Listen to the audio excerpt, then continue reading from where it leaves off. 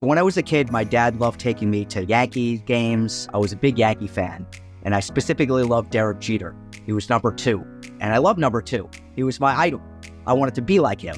So my dad said, how about you be number 2 on your Little League team? When I was younger, I got the opportunity to be a Yankees Little League player in my local town, and I was shortstop and I was pitcher for my team, and I loved it.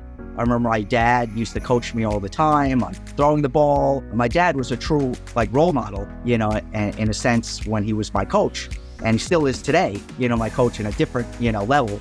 But I really enjoyed Little League and going out there, being on the field, interacting with my friends and colleagues. And it was just a super awesome time. After I kind of graduated from Little League, this was like 8th, 9th grade, I then started becoming an umpire. And I ended up coaching other young, Little Leaguers that were in 3rd, 4th, 5th grade. And I did this as a part-time job where I would go and I would be umpiring the Little League games. And I remember this one instance that this one Little Leaguer, he was probably maybe in 1st, 2nd, or 3rd grade, and he had a very, very difficult time swinging the bat and making contact with the ball. I told him, choke up a little bit on the bat.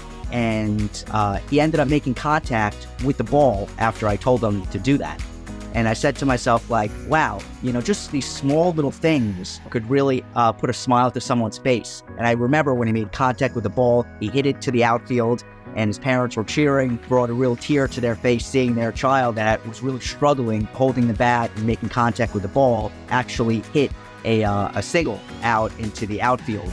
So the transition from when I was younger, having my dad and, the coaches, my colleagues and friends, parents as coaches, to when I became, in a sense, a leader or a mentor for younger children in Little League was just so empowering and so great. I wasn't necessarily an adult, but, the Little Leaguers were, 7, 8 years old. So they were 8 years younger than me. And I think they got a sense of, hey, Richard's not like a parent, but he's someone in the middle they could look up to. And I still remember that one Little Leaguer wanted to become an umpire. And I said, okay, you have to wait another 7, 8 more years for you to become an umpire.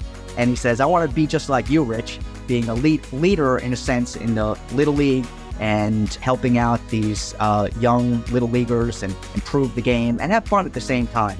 I thought that friendships and the camaraderie and just all the great things that happened on the baseball diamond, I thought was just such a great experience. I really took those, leadership roles that I had on the field.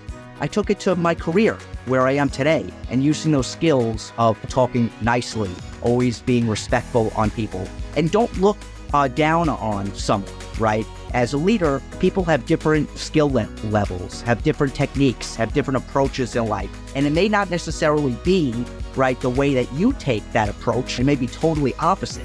Respect that other person's technique or the way they do certain things because it ultimately could help you in the long run. Take those approaches and learn from them and adapt and change, and you'll be a better person for that.